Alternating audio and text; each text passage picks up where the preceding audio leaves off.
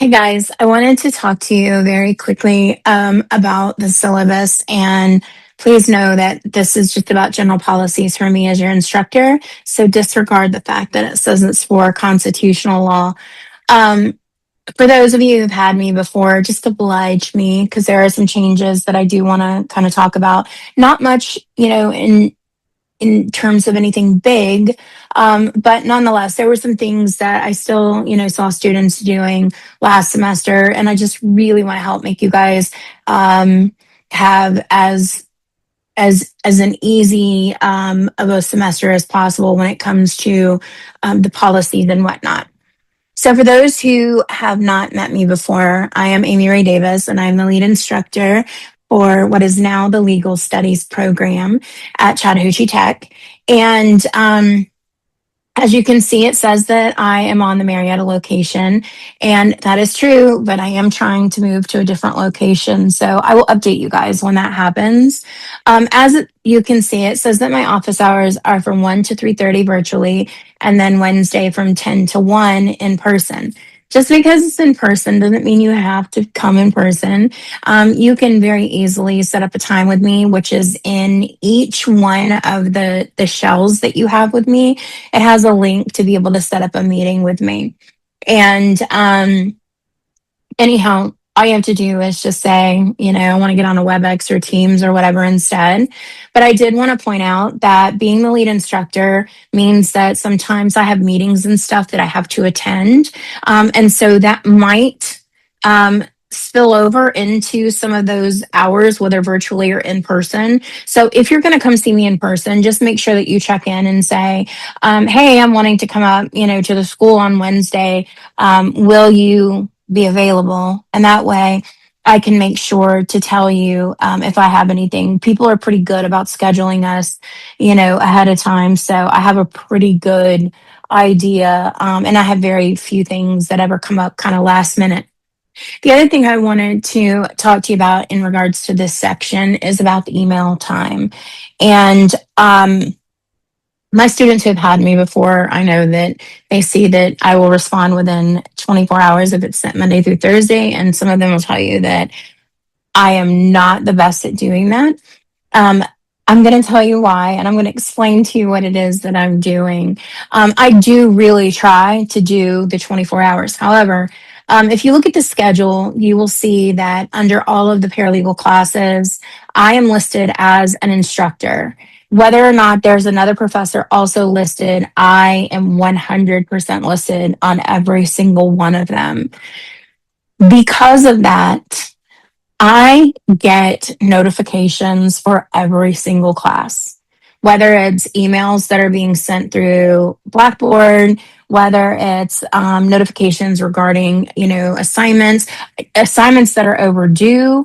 If you have any changes that are made to like the classroom shell or anything like that, all of that stuff comes to me as well. All right. To this day, I have not been able to figure out how to have that stuff slide into like another mailbox or something. I don't like it because I never even really check those. It has nothing to do with me, so I tend to I just end up spending a lot of time going through and deleting it. But there are certain times of the semester to where those notifications are a little bit heavier. That is going to be at the beginning of the semester, like the first week or two, the end of the semester, the last week or two. And then you have midterm period, but you also have some stuff sprinkled in between where we are prepping our shells for the very next semester. So anyhow, it comes down to there is a lot. And these aren't even the only shells that, like there's one for each individual course, but all of them actually get built into a master shell first.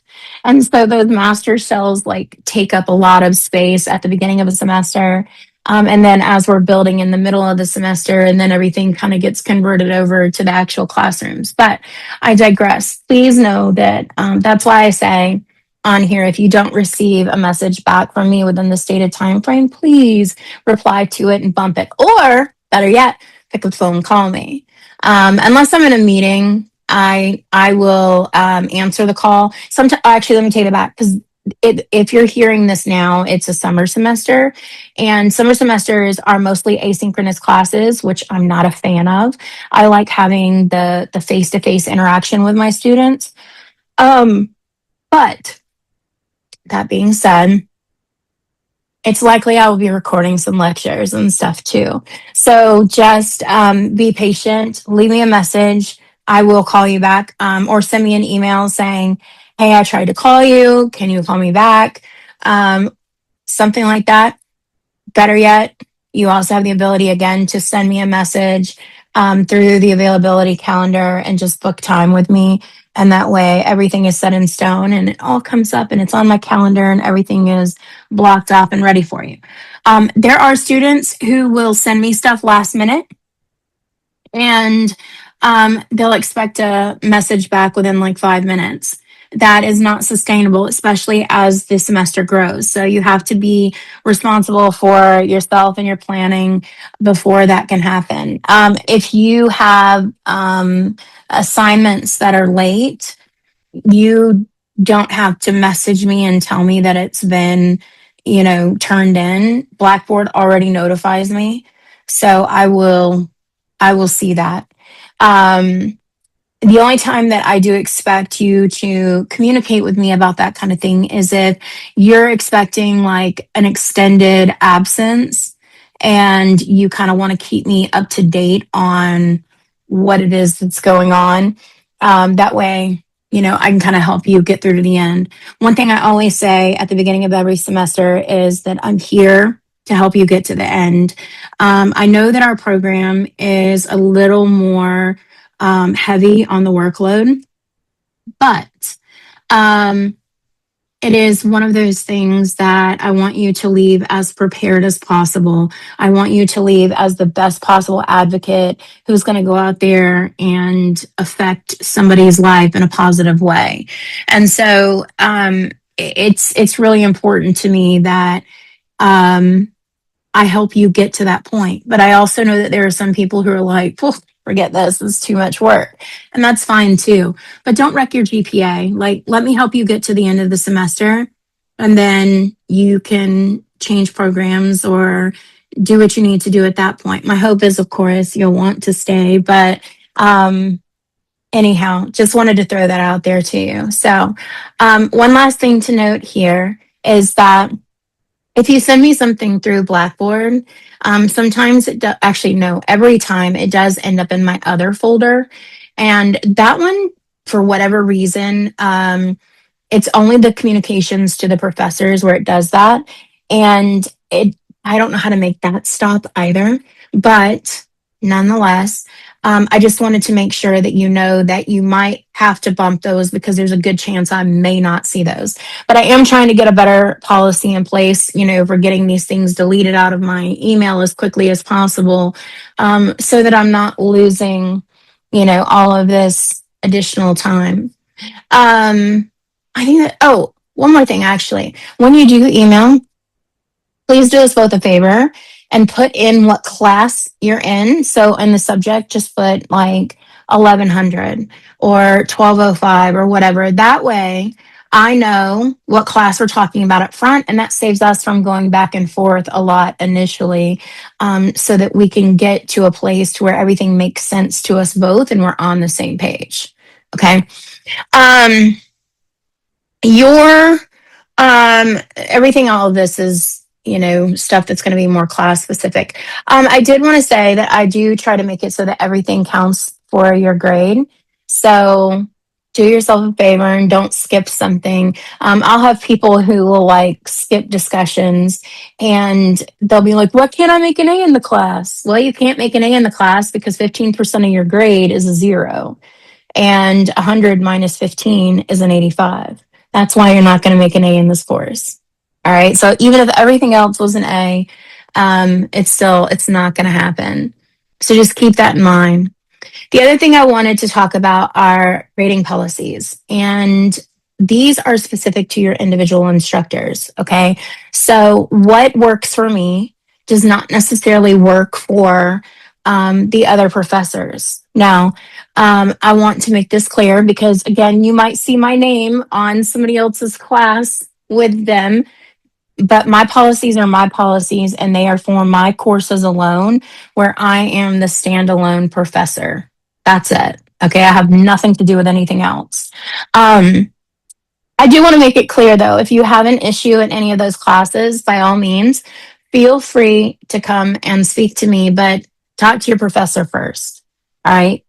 They always deserve, the first, you know, course of action to go towards them so that they can help fix or rectify whatever it is that might be going on.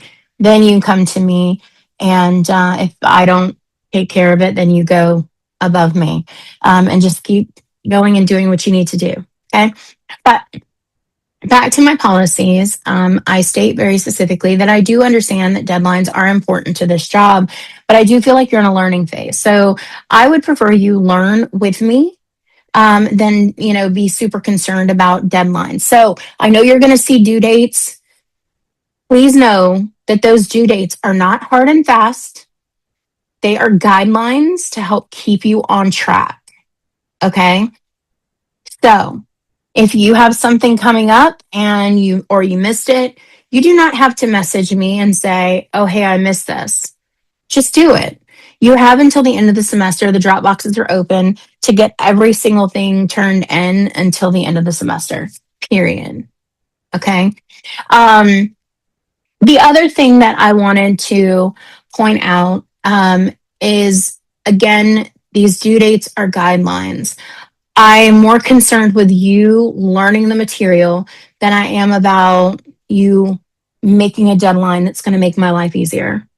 All right. And trust me, it does make my life easier. I have been very generous with my due dates and stuff like that. But I also have had moments where I've had tons of things turned in at the very end of the semester. And so that does end up becoming an issue, especially if I have a couple of people who do it.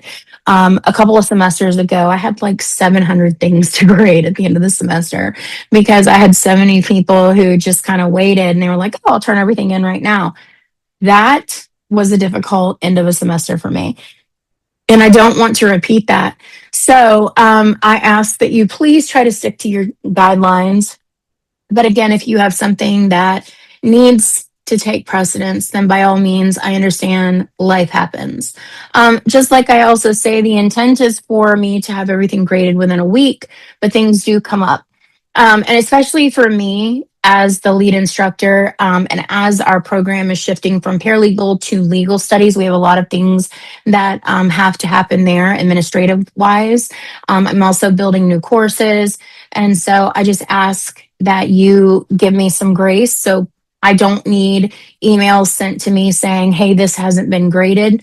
Trust me, I already know. Blackboard gives me those, nasty emails every single day reminding me these things still need to be graded. Okay. I know.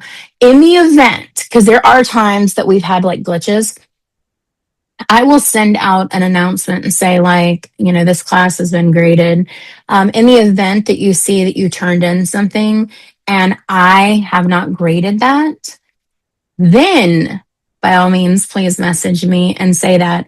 Otherwise, just hold on. I will get to it. I promise you I will get to it. And I will tell you right now, and my students who've had me before can attest to this, I'm never going to hold you responsible or punish you for something that was outside of, your control. All right. So, like, we've had Blackboard issues that mess things up. We've had issues to where I've had like a lot of meetings. Like this last semester, I had a ton of meetings that I had to be in. And again, nothing's held against the students itself. I said from the beginning, I'm here to help you make it to the end. And I really 100% do mean that.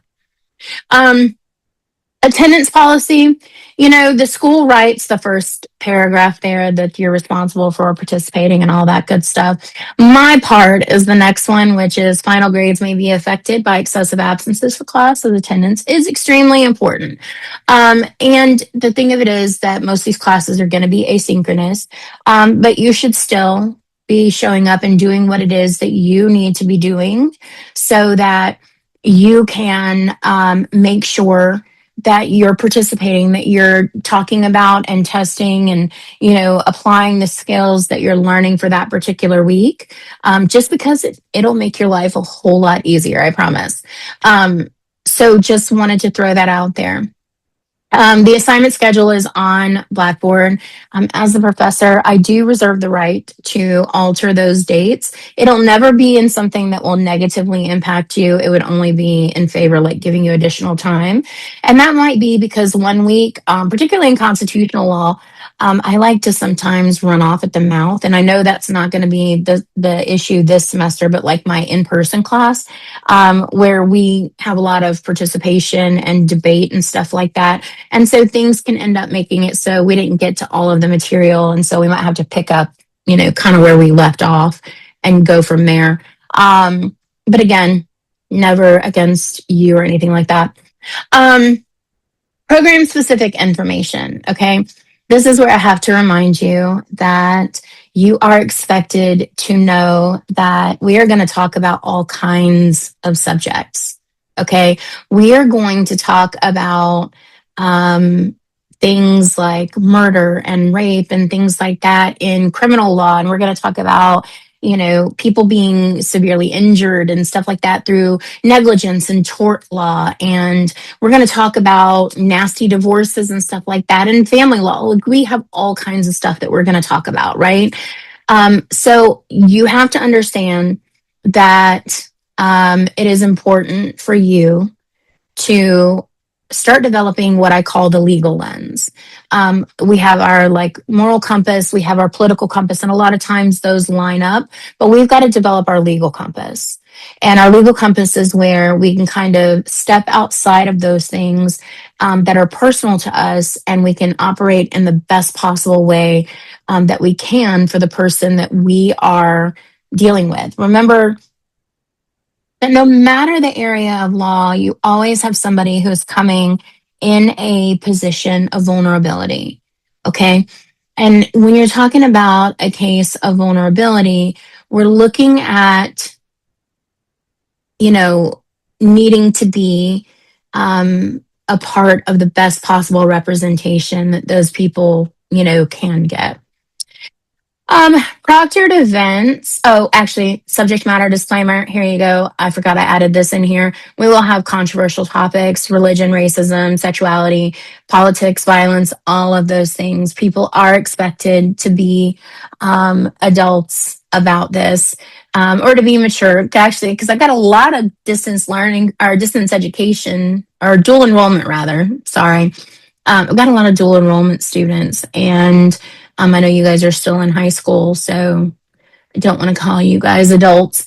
But just wanted to throw it out there that, again, just remember, this is all being talked about within, the academic setting and everything else. It's not, being talked about in a way that is you're not going to take something away from it. All right. Proctored events, because it is an online course, it will have to have a proctored event. I have it set up right now to where students can just upload a copy of their ID, like their student ID. I don't care if it's your, I don't really care what it is.